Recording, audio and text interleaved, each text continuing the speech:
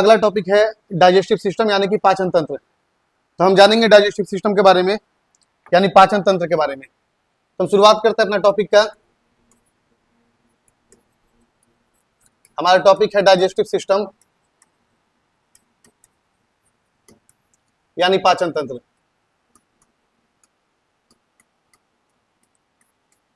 तो यहां पर हम सबसे पहले समझेंगे डाइजेस्टिव सिस्टम को जानने से पहले कि डाइजेशन क्या होता है।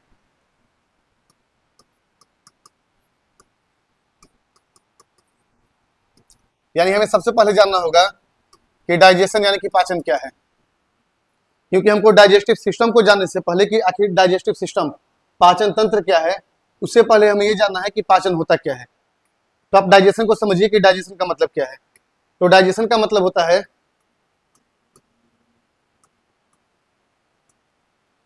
Break down of complex food into simple food. आप डाइजेशन का मतलब समझिएगा। यहां आपको बता रहे हैं कि break down of complex food into simple food, यानी कि जो भी आपका कॉम्प्लेक्स फूड है, जो भी आपका कॉम्प्लेक्स फूड है, इस कॉम्प्लेक्स फूड का सिंपल फूड में ब्रेक डाउन होना यानी कि टूटना।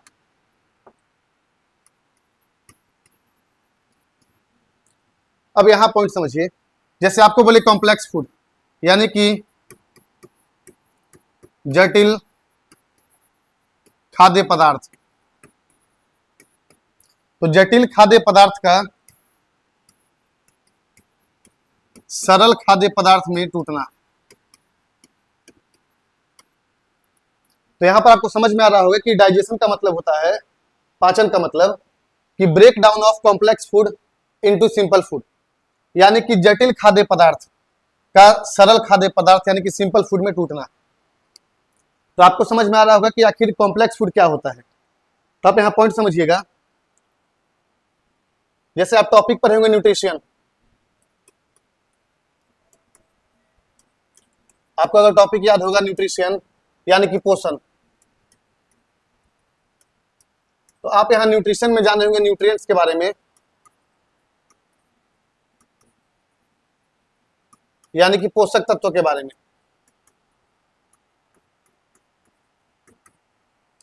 तो आप न्यूट्रिएंट्स में क्या क्या आपको आइडिया होगा। सबसे पहले आपको याद होगा carbohydrate, carbohydrate, protein, fat, vitamin और मिनरल्स। आपको आइडिया होगा, जैसे आपको बताए थे न्यूट्रिशन में यानी कि पोषण टॉपिक में, तो आपको हम बताए थे न्यूट्रिशन में कि न्यूट्रिएंट्स के बारे में कि हम जो खाना खाते हैं। देखिए, अगर हम बायोलॉजी का जो सीक्वेंस का बात करें तो आपका सबसे पहले आता है न्यूट्रिशन यानी कि पोषण यानी खाना खाना। तो हम जैसे जो भी खाना खा रहे हैं, चावल, दाल, सब्जी, रोटी, चिकन, मटन, जो भी खाना खा रहे हैं, लेकिन हमारा बॉडी जो है, समझिएगा, हमारा जो ह्यूमन बॉडी है, ये ह्यूमन बॉडी चावल, दाल, सब्जी, चिकन, मटन को नहीं पहचानता है। हमारा बॉडी बस इतना जानता है कि हम जो खाना खाएं उसमें से क्या कार्बोहाइड्रेट क्या है, प्रोटीन क्या है, फैट, विटामिन और मिनरल्स। यानी हमारा बॉडी यानी कि मानव शरीर बस इतना जानता है कि हम कार्बोहाइड्रेट खाए हैं, प्रोटीन खाए हैं, फैट, विटामिन और मिनरल्स। यानी हम जो भी खाना खा रहे हैं, हम रेगुलर यूज में यानी अपना दैनिक क्रियाक्रम में हम जो भी खाना खाते हैं, चाहे आप चावल खा रहे हैं, दाल, सब्जी, रोटी, चिकन, मटन, अंडा, पनीर, जो भी आप खा रहे हैं, लेकिन हमारा शरीर बस इतना जान रहा है कि आप कार्बोहाइड्रेट खाए हैं, प्रोटीन खाए हैं, फैट, विटामिन, मिनरल्स। हमारा बॉडी चावल, दाल, सब्जी, चिकन, मटन को नहीं जानता है, बस वो इतना जानता है कि कार्बोहाइड्रेट क्या है, प्रोटीन क्या है, फैट क्या है, विटामिन क्या है और मिनरल्स क्या है। तो ये जितना भी हम सारा चीज खाए हैं, ये सारा जो न्यूट्रिएंट्स है आपका कॉम्प्लेक्स फूड कहलाता है। आप यहाँ पॉइंट समझिए, हम जो भी खाना यूज कर रहे हैं, हम जो भी नॉर्मल खाना खा रहे हैं, यानी कि कार्बोहाइड्रेट, प्रोटीन, फैट, विटामिन और मिनरल्स, ये सारा क्या कहलाता है, तो ये सारा आपका कॉम्प्लेक्स फूड कहलाता है। तो आपको डाइजेशन में वही जानना है कि कॉम्प्लेक्स फूड का सिंपल फूड में टूटना, यानी कि कार्बोहाइड्रेट का टूटना, समझिएगा। इस आपको डाइजेशन का मतलब क्या बताए हैं? जो कॉम्प्लेक्स फूड है, इसी कॉम्प्लेक्स फूड का किसमें टूटना? तो सिंपल फूड में, यानी इसी कॉम्प्लेक्स फूड का सिंपल फूड में टूटना डाइजेशन कहलाता है। तो यहां पर आपको कॉम्प्लेक्स फूड में क्या क्या बताएं, समझिए। सबसे पहले आपको पता है कार्बोहाइड्रेट, कार्बोहाइड्रेट। दूसरा आपका है प्रोटीन, फैट, विटामिन और मिनरल्स। आप यहां समझिएगा, आपको जैसे बता रही है सारा कॉम्प्लेक्स फूड है, कार्बोहाइड्रेट, प्रोटीन, फैट, विटामिन और मिनरल्स, यानी इसी कॉम्प्लेक्स फूड का सिंपल फूड में टूटना, यानी कार्बोहाइड्रेट का ब्रेकडाउन किसमें? ग्लूकोज में। प्रोटीन का ब्रेकडाउन एमिनो एसिड में। फैट का ब्रेकडाउन फैटी एसिड में। यानी कार्बोहाइड्रेट का ग्लूकोज में टूटना, प्रोटीन का एमिनो एसिड में और फैट का फैटी एसिड में। और जो विटामिन और मिनरल्स है, इसका डाइजेशन नहीं होता है। तो आपको पॉइंट याद रखना है कि विटामिन और मिनरल्स का डाइजेशन नहीं होता है। तो क्यों नहीं होता है समझिएगा।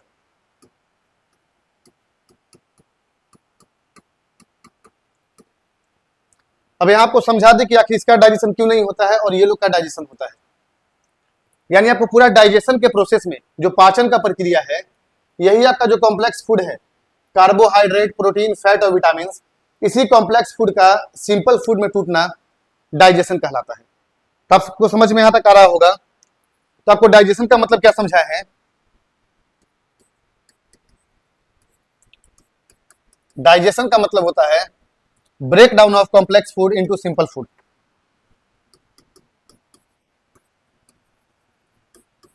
Break down of complex food into simple food.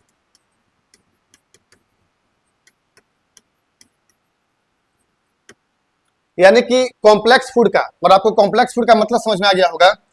अभी आपको जस्ट बता कि कॉम्प्लेक्स फूड का मतलब आप समझिएगा, कार्बोहाइड्रेट,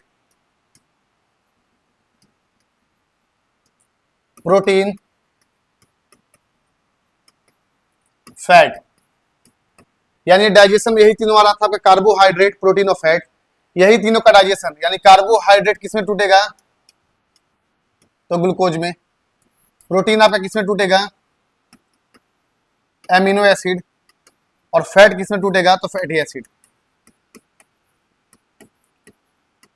यानी कि आपका यही तीनों जो कॉम्प्लेक्स फूड है, कार्बोहाइड्रेट का ग्लूकोज में, प्रोटीन का एमिनो एसिड और फैट का फैटी एसिड, यानी यही तीनों कॉम्प्लेक्स फूड का ब्रेक डाउन टूटना किसमें? सिंपल फूड में। और इसी पूरा प्रोसेस को बोलते हैं डाइजेशन, यानी कि पाचन। और ये पूरा डाइजेशन का प्रोसेस में समझिएगा, पूरा डाइजेशन का प्रोसेस में, पूरा डाइजेशन का प्रोसेस यानी प्रक्रिया में जो भी बॉडी ऑर्गन,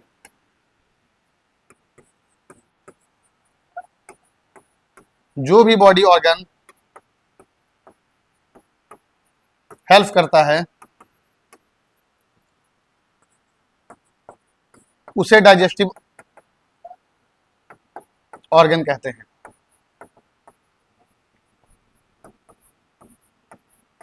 आप यहां पॉइंट समझा क्या रहे हैं?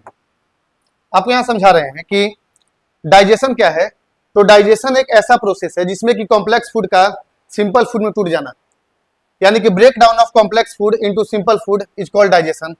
यानी कार्बोहाइड्रेट का ग्लूकोज में टूटना, प्रोटीन का एमिनो एसिड में और फैट का फैटी एसिड में। यानी जितना भी आपका कॉम्प्लेक्स फूड है, ये जो कॉम्प्लेक्स फूड सिंपल फूड में टूटेगा, इसी प्रोसेस को बोलेंगे डाइजेशन। और पूरा डाइजेशन का प्रोसेस में जो भी बॉडी ऑर्गन हेल्प करता है, उस ऑर्गन को बोलते हैं डाइजेस्टिव ऑर्गन। तो यहां तक क्लियर हुआ होगा कि डाइजेस्टिव ऑर्गन किसे बोलते हैं। अब यहां से आप आगे पॉइंट समझिएगा कि जो डाइजेस्टिव ऑर्गन में आपका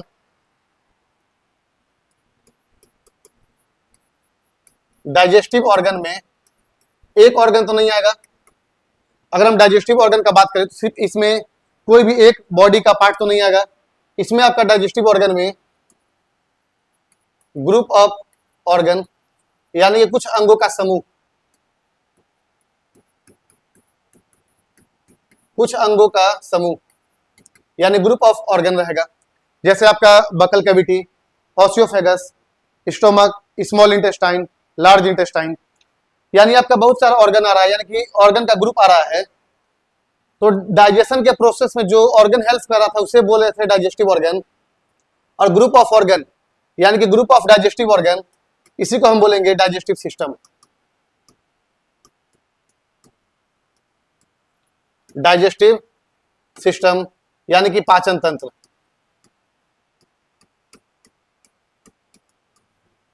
तो यानी कि हमें इस पूरा चैप्टर में डाइजेस्टिव सिस्टम में हमें उस ऑर्गन के बारे में जानना है, ये सारा ऑर्गन के बारे में कि डाइजेशन का प्रोसेस में जो जो ऑर्गन हेल्प कर रहा था। तो हम अब चैप्टर का शुरुआत करेंगे डाइजेस्टिव सिस्टम का। तो हमें ये जानना है कौन कौन सा ऑर्गन क्या है। इससे पहले आप ये पॉइंट समझिए,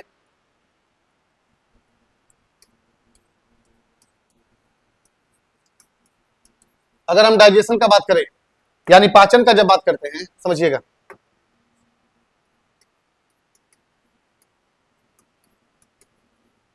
हम जब डाइजेशन का बात करते हैं तो जो आपका पाचन है, तो आप सबसे पहला पॉइंट इसमें याद रखिए कि जो आपका डाइजेशन है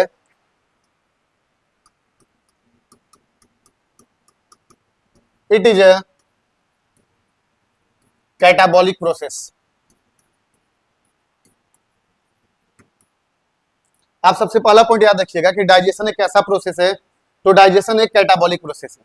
समझिए, आपको जैसे आइडिया होगा कि ह्यूमन बॉडी में जो भी एक्टिविटी होता है, ठीक है, all activity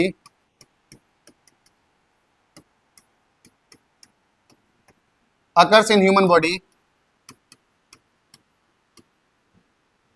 all activity occurs in human body, यानी मानव शरीर में जितना भी गतिविधि हो रहा है, तो all activity occurs in human body is called metabolism.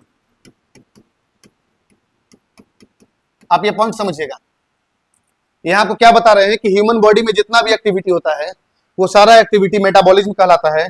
और जो मेटाबॉलिज्म है ये आपका दो पार्ट में होता है, एक आपका है कैटाबॉलिज्म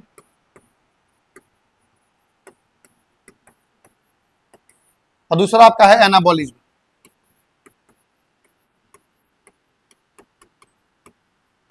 आप यहां पॉइंट समझिए, आपको बताएं कि ह्यूमन बॉडी में यानी मानव शरीर में जितना भी गतिविधि हो रहा है, जितना भी एक्टिविटी हो रहा है, वो सारा एक्टिविटी को बोलेंगे मेटाबॉलिज्म। और मेटाबॉलिज्म आपका दो टाइप का, कैटाबॉलिज्म और एनाबॉलिज्म, यानी कि अपचयन और उपचयन। तो अपचयन और उपचयन के बारे में जानेंगे। कैटाबॉलिज्म, तो कैटाबॉलिज्म का मतलब होता है ब्रेकडाउन,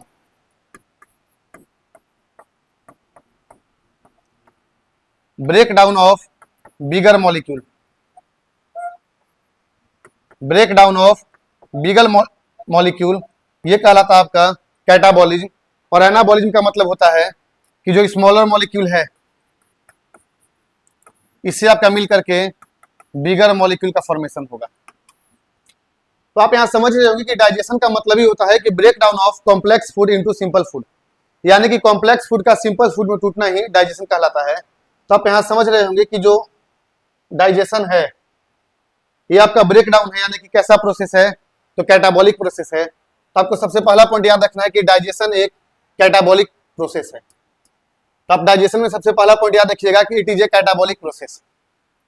अब जब बात करते हैं डाइजेशन में, तो आपको यहां तक समझ में आ रहा होगा डाइजेशन का मतलब कि डाइजेशन एक कैसा प्रोसेस है, तो डाइजेशन एक कैटाबॉलिक प्रोसेस है। अब आगे समझिए, तो आप जैसे समझिए कि डाइजेशन कैटाबॉलिक प्रोसेस है, और आपको अगला पॉइंट समझना है कि जो डाइजेशन में कैटाबॉलिक प्रोसेस का मतलब सबसे पहले आप समझिएगा ब्रेकडाउन। तो ब्रेकडाउन किसका, तो ब्रेकडाउन आपका कार्बोहाइड्रेट का,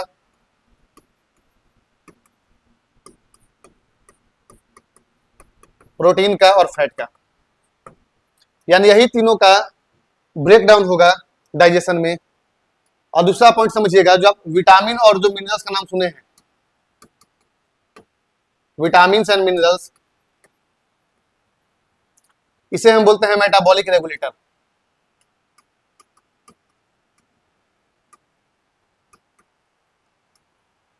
मेटाबॉलिक रेगुलेटर का मतलब होता है कि जो मेटाबॉलिज्म के प्रोसेस में, समझिएगा, मेटाबॉलिक रेगुलेटर, जैसे आप सुनते होंगे पंखा का रेगुलेटर, गैस का रेगुलेटर, तो रेगुलेटर का मतलब है रेगुलेट करना, यानी कि स्पीड को कम और ज्यादा करना।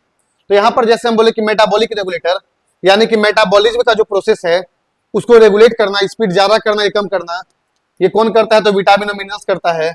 और आपको पॉइंट याद रखना कि विटामिन और मिनरल्स का बॉडी में डाइजेशन नहीं होता है, यानी मानव शरीर में पाचन नहीं होता है। तो आप पॉइंट याद रखिएगा कि विटामिन और मिनरल्स का मानव शरीर में पाचन नहीं होता है। तो पाचन किसका होगा? डाइजेशन किसका होगा? कार्बोहाइड्रेट, प्रोटीन और फैट।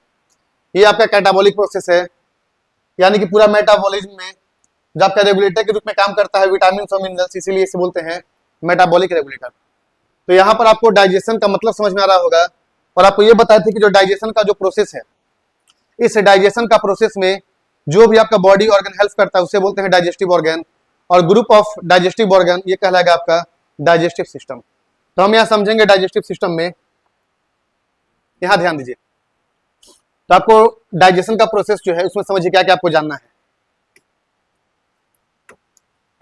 आप सबसे पहला पॉइंट समझिएगा, ये आपका सबसे पहला ऑर्गन आएगा बकल कैविटी। बकल कैविटी के बाद ऑसियोफेगस, स्टोमक, स्टोमक के बाद आपका स्मॉल इंटेस्टाइन और लार्ज इंटेस्टाइन। अभी आपके इसमें बहुत सारा ऑर्गन आएगा, ये सारा ऑर्गन के बारे में हम एक एक करके देखेंगे कि क्या ऑर्गन है। तो हम सबसे पहले समझते हैं डाइजेशन में।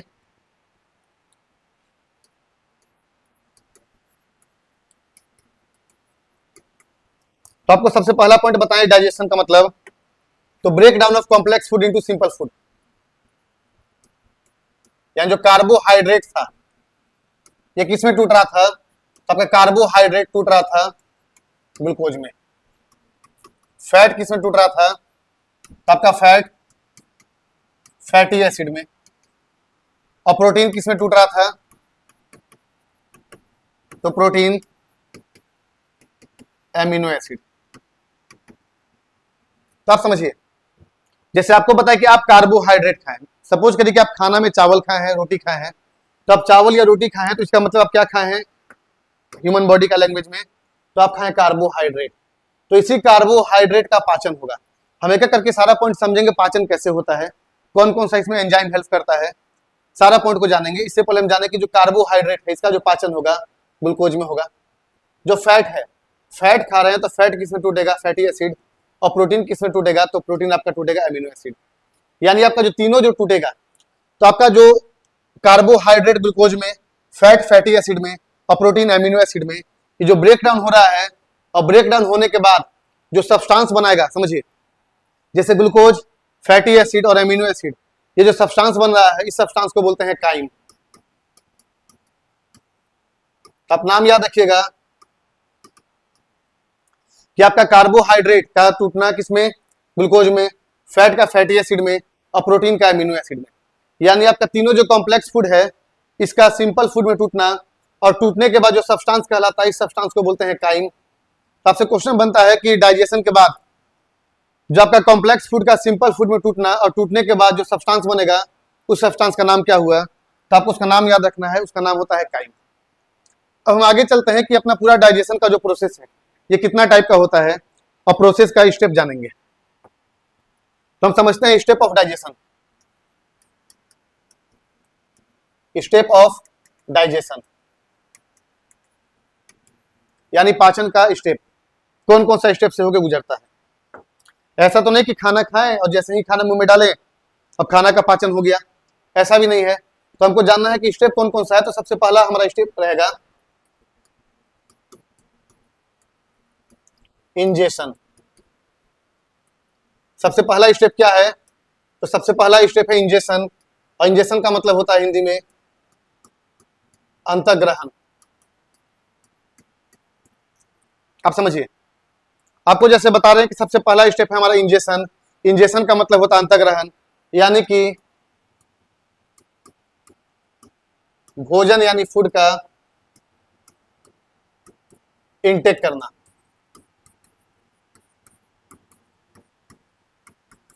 इंटेक करने का मतलब है कि हम खाना को सबसे पहले मुंह में लेंगे, क्योंकि खाना पचाने के लिए पहले खाना जाना तो चाहिए पेट में, स्टोमक में, स्मॉल इंटेस्टाइन में, लार्ज इंटेस्टाइन में। तो खाना जाएगा कैसे? तो सबसे पहले हम खाना को इंटेक करेंगे। तो हमारा सबसे पहला स्टेप है इंजेशन। इंजेशन का मतलब होता है इंटेक ऑफ फूड, यानी कि भोजन का, यानी फूड का इंटेक करना। तो अब यहाँ पॉइंट समझिए, जब हम यहाँ बात कर रहे हैं इंजेशन का मतलब है इंटेक ऑफ फूड, तो ये फूड का इंटेक कहाँ से होता है, किस ऑर्गन से होता है? तो आपको यहाँ नाम याद रखना है ऑर्गन का, बकल कैविटी, जिसे हम बोलेंगे माउथ, अच्छा हिंदी में बोलते हैं मुख गुहा।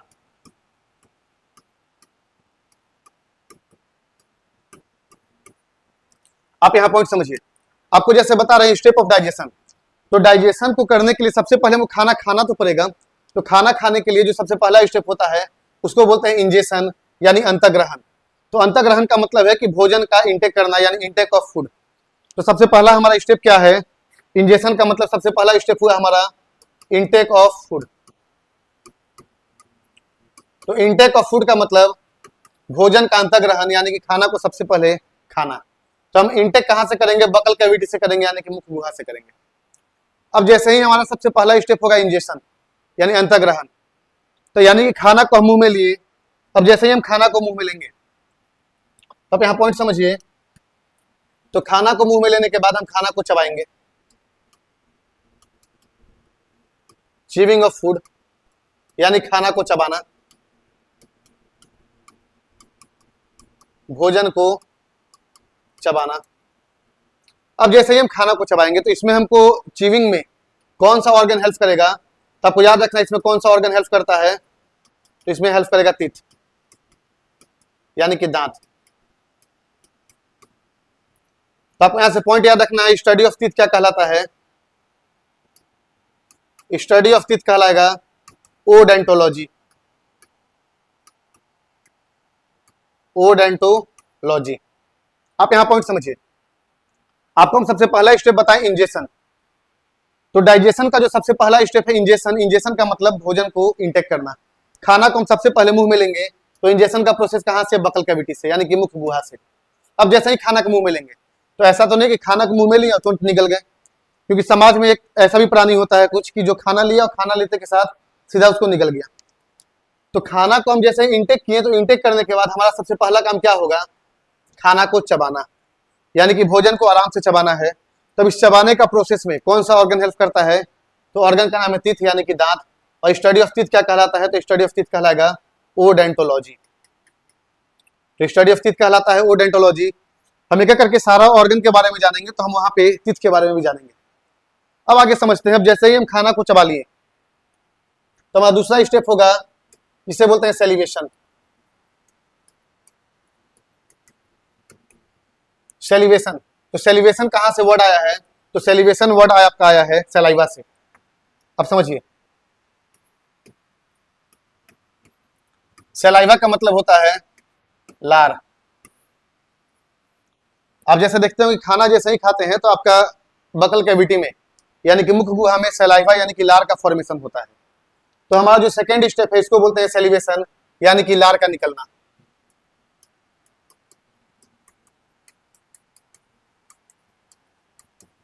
तो हमारा सबसे सेकेंड स्टेप क्या है? सेलिवेशन। तो आपको यहाँ पर यह समझना है कि जो सेलिवेशन का जो प्रोसेस है, ये कैसे होगा, समझिए। जो हमारा बकल कैविटी है, बकल कैविटी यानी कि मुख गुहा, तो बकल कैविटी में आपका क्या क्या मिलता है? तो सबसे पहले आपका बकल कैविटी में मिलेगा टीथ, यानी कि दांत। दूसरा आपका मिलता है टंग, यानी जीभ। और थर्ड आपका है सैलिवरी ग्लैंड। हम आगे चल के जानेंगे सैलिवरी ग्लैंड कितना टाइप का होता है, इसका 3 पेयर का नाम कौन कौन सा है, कि पैरेटोइड क्या है, सबलिंगुअल क्या होता है, और सब मैंडिबुलर क्या होता है। जैसे टीथ के बारे में भी आगे जानेंगे, टंग के बारे में भी जानेंगे, और सैलिवरी ग्लैंड के बारे में भी जानेंगे। कि जो सैलिवरी ग्लैंड है, इसका 3 पेयर होता है, यानी कि 6 होता है। सबसे पहला पैरेटोइड, दूसरा आपका सबलिंगुअल, और थर्ड आपका सब मैंडिबुलर। तो सैलिवरी ग्लैंड जो है, इसी सैलिवरी ग्लैंड से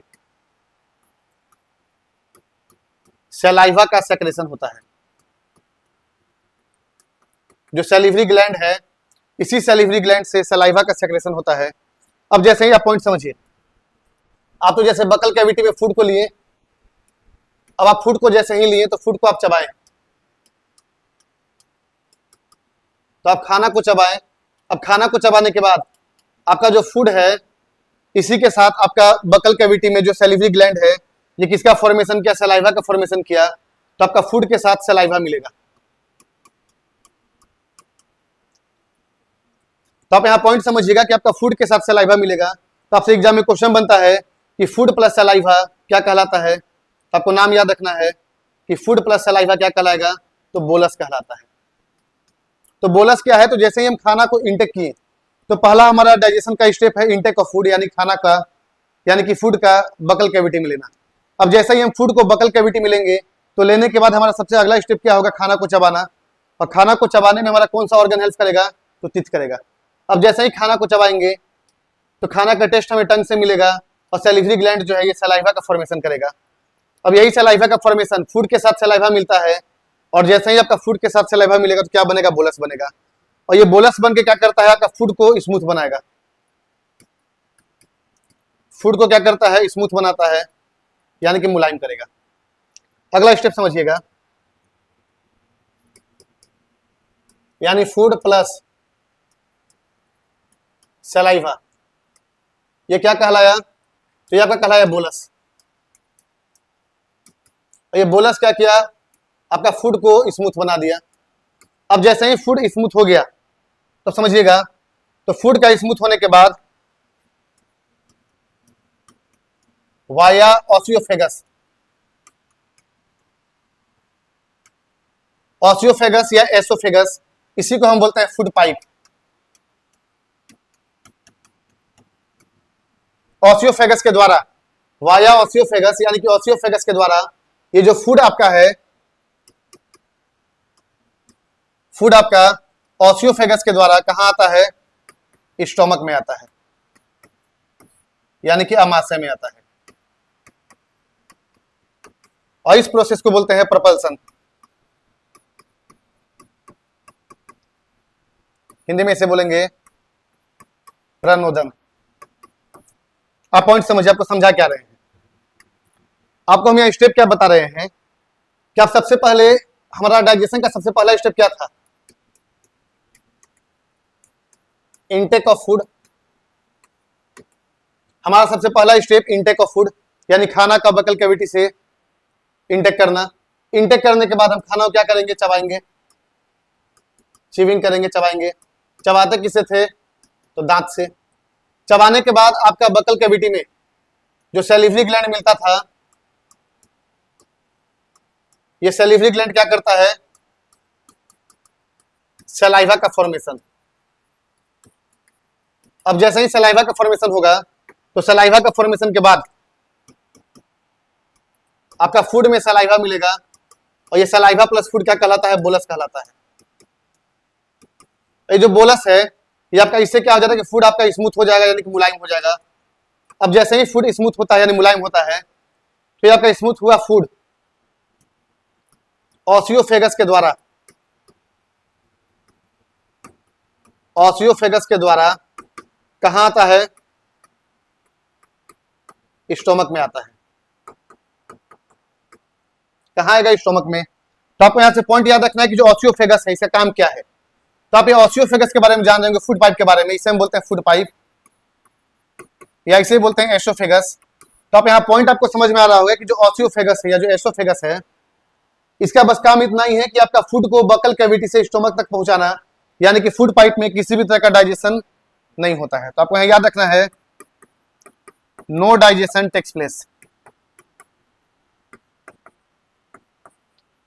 नो डाइजेशन टेक्स प्लेस, यानी कि फूड पाइप में किसी भी तरह का पाचन नहीं होता है। तो आपसे एग्जाम में क्वेश्चन बनता है कि इसमें से कौन सा ऑर्गन में डाइजेशन नहीं होता है, तो आपको ऑप्शन में देगा फूड पाइप। तो आपको याद रखना है कि फूड पाइप यानी कि ऑसियोफेगस में किसी भी तरह का पाचन नहीं होता है, डाइजेशन नहीं होता है। अब अगला स्टेप समझिएगा। अगला आपका स्टेप है, आपका फूड जो है कहाँ आ गया? स्टोमक में। अब स्टोमक के बाद आपका समझिएगा, सबसे पहला आपका स्टेप क्या बताएं, आपका पहला स्टेप था इंजेक्शन यानी अंतःग्रहण। हमारा सबसे पहला स्टेप था इंजेक्शन। इंजेक्शन के बाद हमारा दूसरा स्टेप था सेलिवेशन, लार का निकलना। सेलिवेशन के बाद हमारा थर्ड स्टेप था प्रोपल्सन, और प्रोपल्सन का मतलब होता है कि आपका फूड का बकल कैविटी से यानी बकल कैविटी से ऑसियोफेगस के द्वारा स्टोमक तक जाना, प्रोपल्सन यानी प्रनोदन। लार निकलना,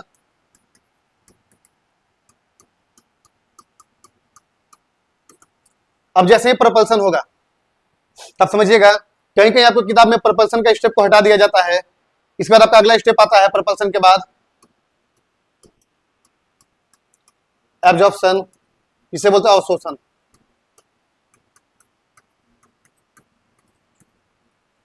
एब्जॉर्ब करना, अब यहाँ अवशोषण का मतलब क्या है समझिएगा।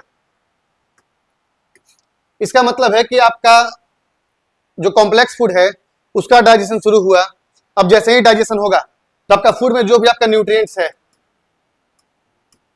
फूड में present important nutrients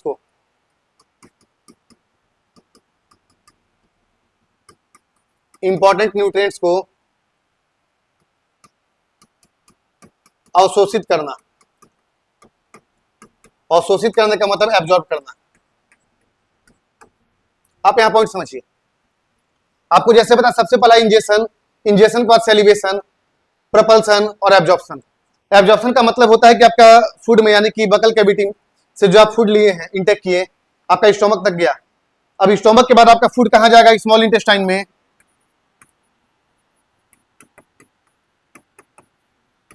small intestine जिसे हम बोलते हैं छोटी आंत। स्मॉल इंटेस्टाइन में एक विली होता है और ये विली क्या करता है, सारा न्यूट्रिएंट्स को एब्जॉर्ब करता है।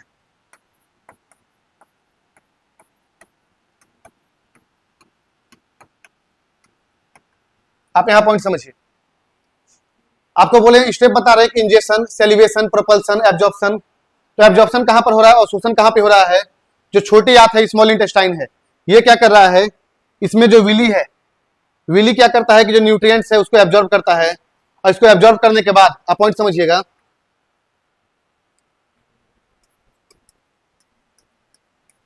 एब्जॉर्ब करने के बाद इसी न्यूट्रिएंट्स को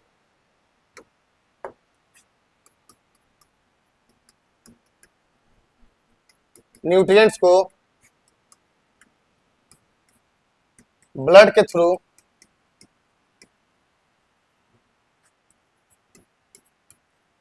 पूरे बॉडी ऑर्गन में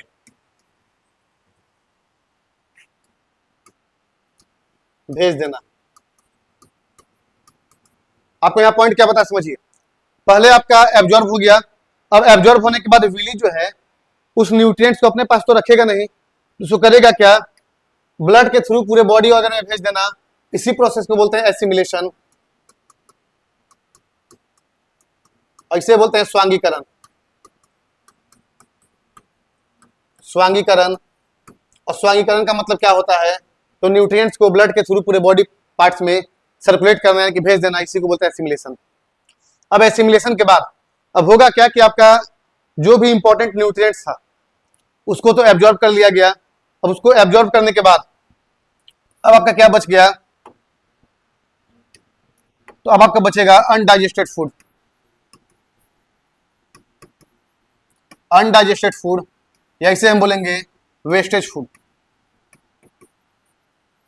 क्यों ऐसा, क्योंकि हमारा काम लायक जो न्यूट्रिएंट्स था उसको तो विली के द्वारा या विलाई के द्वारा एब्जॉर्ब कर लिया गया, और एब्जॉर्ब करने के बाद उसको पूरा बॉडी पार्ट में भेज दिया गया, एसिमिलेशन किया गया। तब उसके बाद जो भी आपका अनडाइजेस्टेड या वेस्टेज फूड था इसको क्या किया जाएगा समझिएगा, इसको रेक्टम के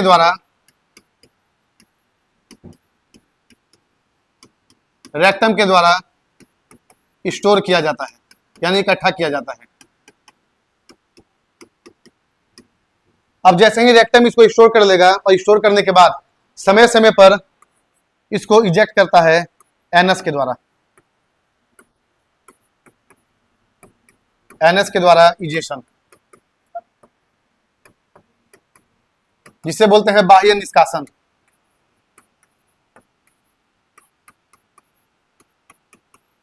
बाह्य निष्कासन। तो आपको जैसे बता रहे हैं डाइजेशन का स्टेप में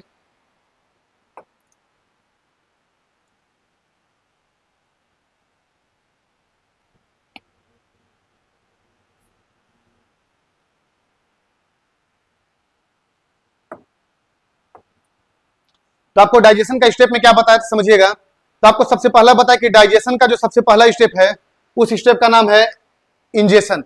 इंजेशन का मतलब होता है अंतःग्रहण, यानी कि फूड का बकल कैविटी के द्वारा इंटेक करना। अब जैसे ही बकल कैविटी के द्वारा फूड को इंटेक किया जाएगा तो इंटेक करने के बाद जो आपका टीथ है यानी दांत है वो उस फूड को चबाएगा, यानी कि च्यूइंग ऑफ फूड। और फूड को चबाने के बाद आपका जो बकल कैविटी में ही सेलिवरी ग्लैंड होता है, सेलिवरी ग्लैंड के द्वारा, समझिएगा पहले आपको बताया बकल कैविटी, इसमें आपका है सेलिवरी ग्लैंड। अब ये सेलिवरी ग्लैंड क्या करता है, तो आपका सेलिवरी ग्लैंड से किसका फॉर्मेशन होता है, सलाइवा का फॉर्मेशन होगा। और ये सलाइवा जो है फूड के साथ सलाइवा मिलता है और फूड को स्मूथ बनाएगा, और स्मूथ बनाने के बाद यही आपका फूड एसोफेगस या ऑस्टियोफेगस के द्वारा, फूड पाइप के द्वारा कहां पर आता है, अब आपका आएगा स्टोमक में। अब जैसे ही स्टोमक में फूड आ गया, समझिए आपका फूड सबसे पहले क्या बताएं कि आपका बकल कैविटी जो है फूड को इंटेक करेगा। अब इंटेक करने के बाद यहां पर फूड को चबाया जाएगा दांत के द्वारा। अब चबाने के बाद जो ऑस्टियोफेगस है इससे आपका फूड जो है कहां पर आएगा, स्टोमक में। अब जैसे ही स्टोमक में आया तो सबसे पहला आपका स्टेप क्या हो गया, आप स्टेप को समझिएगा। तो आपका सबसे पहला स्टेप हुआ इंजेशन। इंजेशन हुआ, इंजेशन के बाद आपका जो सेकेंड स्टेप जाएगा इसको बोलेंगे सेलिवेशन। सेलिवेशन के बाद हमारा नेक्स्ट स्टेप आता है जिसे बोलते हैं प्रपल्सन। प्रपल्सन का मतलब होता है कि आपका फूड का ऑस्टियोफेगस के थ्रू स्टोमक में आना। प्रपल्सन के बाद आपका होता है एब्जॉर्प्शन, यानी अवशोषण। एब्जॉर्प्शन के बाद नेक्स्ट आपका स्टेप है एसिमिलेशन, और एसिमिलेशन के बाद आपका नेक्स्ट स्टेप है इजेशन, इजेक्ट करना। यानी सबसे पहला हमारा स्टेप हुआ जिसे बोलेंगे अंतःग्रहण, सेलिवेशन यानी कि लार निकलना, प्रपल्सन प्रणोदन, एब्जॉर्प्शन का मतलब अवशोषण, एसिमिलेशन का मतलब स्वांगीकरण, और इजेशन का मतलब बाह्य निष्कासन।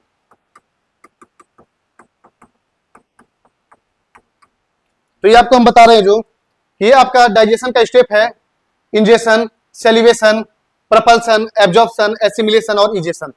ये सारा स्टेप में आपका जो जो भी बॉडी ऑर्गन हेल्प कर रहा है। तो आप यहाँ ऑर्गन देख सकते हैं, buccal cavity, salivary gland, oesophagus, stomach, pancreas, large intestine, small intestine, यानी हम सारा ऑर्गन के बारे में जानेंगे। तो आप यहाँ पॉइंट समझिएगा।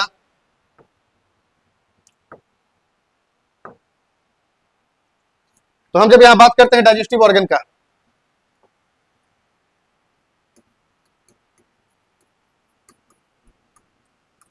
जो आपका डाइजेस्टिव ऑर्गन है, तो हम डाइजेस्टिव ऑर्गन में क्या क्या जानेंगे। तो आपका डाइजेस्टिव ऑर्गन दो टाइप का, सबसे पहला आपका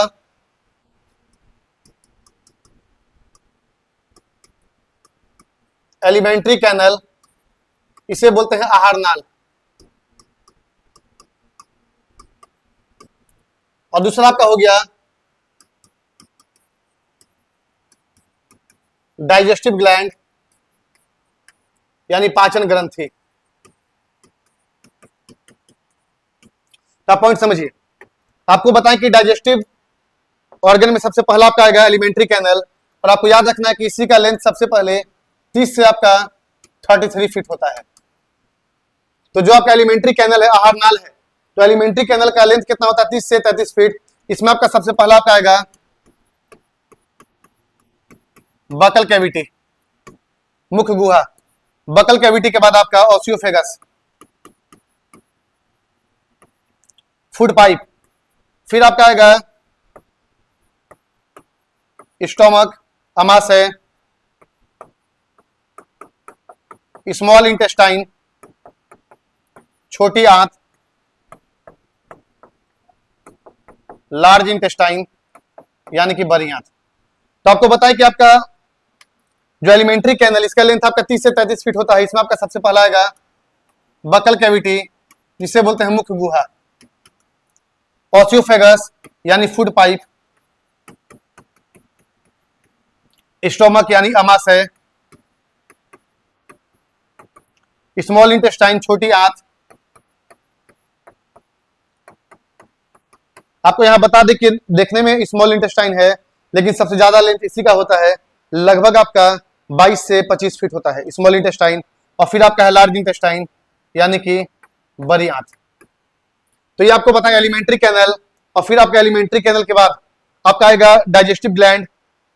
तो डाइजेस्टिव ग्लैंड का मतलब समझिएगा, यानी कि ये तो आपका मेन डाइजेस्टिव ऑर्गन है। अब आपका कुछ ऐसा ऑर्गन भी है जो कि आपका मेन पार्टिसिपेट नहीं करता लेकिन इसका हेल्प करता है।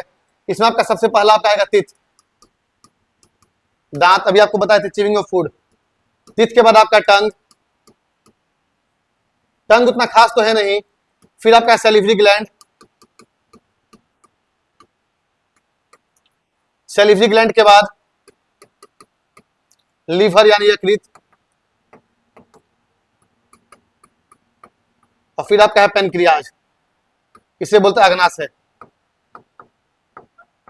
तो आपसे हमारा क्वेश्चन है कि स्टडी ऑफ लीवर क्या कहलाता है। आप इसका आंसर कमेंट बॉक्स करिएगा कि स्टडी ऑफ लीवर, जैसे आपको पता लीवर, तो आपको बताना है कि स्टडी ऑफ लीवर क्या कहलाता है। आप इसका आंसर कमेंट बॉक्स करिएगा कि स्टडी ऑफ लीवर क्या कहते हैं। तो आपको पता है डाइजेस्टिव ग्लैंड में टीथ, टंग, सैलिवरी ग्लैंड, लीवर, पेनक्रियाज, यानी हमें ये सब के बारे में जानना है। लीवर के साथ ही आपका आगे गॉल ब्लैडर, ये भी लिख लीजिए। तो ये आपको बताया कि डाइजेस्टिव ऑर्गन में आपको जाना है एलिमेंट्री कैनल और डाइजेस्टिव ग्लैंड। अब यहां समझते हैं आगे। सबसे पहले देखिए आपको बता रहे हैं बकल कैविटी, ये आपका है बकल कैविटी, जिसे बोलते हैं मुख्य गुहा। इसी में आपका है टंग, आप देख रहे होंगे टंग जो आपका काम का है। टंग के बाद आपका देखिएगा काम लाइक आपका है टीथ, ये आपको दिखाई दे रहा है। आप यहां समझिए, ये आपका है टीथ।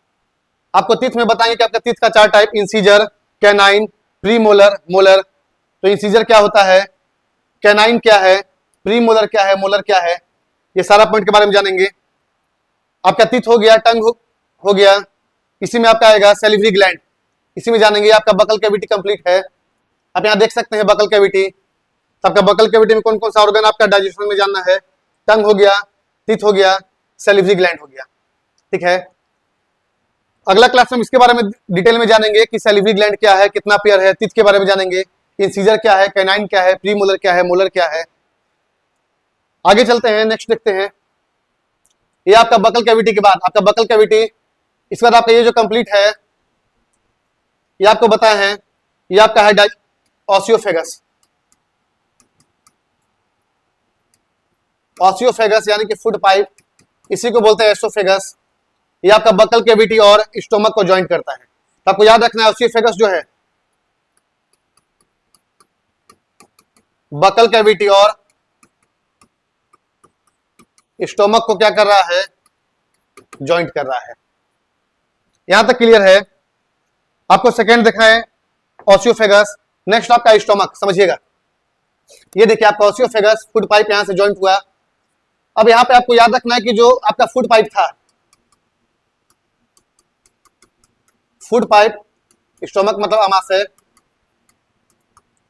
जो आपका फूड पाइप है, फूड पाइप और स्टोमक को, फूड पाइप और स्टोमक को एक वल्व जोड़ता है। आपको इस वल्व का नाम याद रखना है कार्डिया वल्व।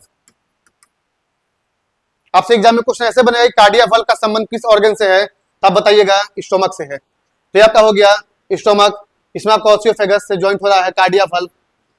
इसके बारे में जानेंगे अगला क्लास में सारा पॉइंट। और फिर आगे देखिएगा एक पाइलोरिक वाल्व भी जानेंगे। कार्डिया वाल्व क्या है, पाइलोरिक वाल्व क्या है। जैसे फूड पाइप को स्टोमक से जोड़ा कार्डिया वाल्व, स्टोमक को जोड़ा जाएगा स्मॉल इंटेस्टाइन से, और ये जो वाल्व जोड़ेगा इसका नाम है पाइलोरिक वाल्व। आपको दोनों याद रखना है, कार्डिया वाल्व क्या है और पाइलोरिक वाल्व क्या है। ये आपका स्टोमक है, स्टोमक के बाद हम आगे देखेंगे ये आपका स्मॉल इंटेस्टाइन। स्मॉल इंटेस्टाइन यानी कि छोटी आंत, इसका लेंथ लगभग 20 से आपका 22 फीट होता है। और आपको याद रखना है कि जो स्मॉल इंटेस्टाइन है, कंप्लीट डाइजेशन ऑफ फूड, यानी कि खाना का अंतिम रूप से पाचन। आप यहां पॉइंट समझिए, अगर आपसे पूछा जाए कि डाइजेशन जो है स्टार्ट कहां से होता है, तो आपको याद रखना है कि डाइजेशन का स्टार्ट कहां से होगा, बकल कैविटी। दूसरा आपको पॉइंट समझना है, कार्बोहाइड्रेट का डाइजेशन कहां शुरू होता है, तो कार्बोहाइड्रेट का डाइजेशन शुरू होता है बकल कैविटी। कार्बोहाइड्रेट के बाद प्रोटीन, प्रोटीन का आपका शुरू होता है स्टोमक से। फैट, फैट का स्मॉल इंटेस्टाइन से। फिर आपको जानना है विटामिन और मिनरल्स में बताए थे कि उसका डाइजेशन नहीं होता है। कंप्लीट डाइजेशन कहां होता है, तो ये आपका होगा स्मॉल इंटेस्टाइन में। और सबसे लंबा समय तक, लॉन्गेस्ट टाइम तक डाइजेशन, ये कहां पर, तो ये भी आपका स्मॉल इंटेस्टाइन। तो आपको यहां पॉइंट बताया कि जो स्मॉल इंटेस्टाइन है, सबसे पहला पार्ट ड्यूडेनम, ड्यूडेनम के बाद ज्यूजेनम, और ज्यूजेनम के बाद इलियम, और इलियम में ही आपका मिलता था आपका फिंगर लाइक स्ट्रक्चर होगा जिसे हम बोलेंगे विली। आप यहां पॉइंट समझिए, जो आपका इलियम है इसी में आपका मेरा फिंगर लाइक स्ट्रक्चर, इसे बोलेंगे विली। ये विली क्या कर रहा था, आपको याद होगा विली जो है जितना भी न्यूट्रिएंट्स है उसको एब्जॉर्ब कर रहा था और शोषित कर रहा था।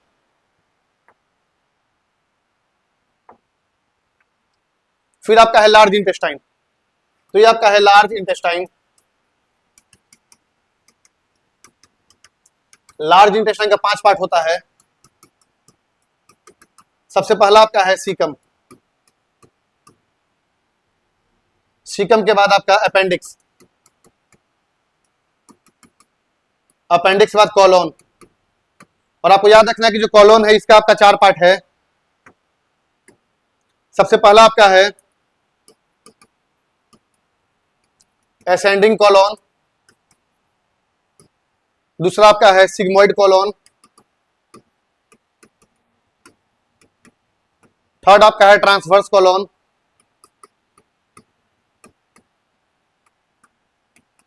ट्रांसवर्स कॉलोन, और फिर आपका है डिसेंडेंट कॉलोन।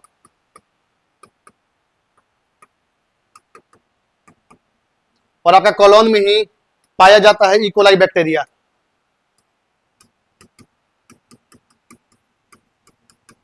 इकोलाई बैक्टीरिया कहां मिलता है, कॉलोन में। समझिए, आपको पता लार्ज इंटेस्टाइन, तो लार्ज इंटेस्टाइन में सबसे पहला पॉइंट क्या होता है, सीकम, सीकम के बाद अपेंडिक्स। सीकम आप याद रखिएगा फर्स्ट पार्ट है, तो आपसे पूछता है कि लार्ज इंटेस्टाइन का सबसे पहला पार्ट सीकम, सीकम के बाद अपेंडिक्स, कोई काम लायक नहीं है। कॉलोन, कॉलोन में आपको पता 4 टाइप। सबसे पहला को क्या बताएं, असेंडिंग कॉलोन, समझिएगा असेंडिंग कॉलोन, फिर आपका ट्रांसवर्स कॉलोन, डिसेंडेंट कॉलोन और सिग्मोइड कॉलोन। नेक्स्ट आपका कॉलोन के बाद रेक्टम, और रेक्टम के बाद एनस।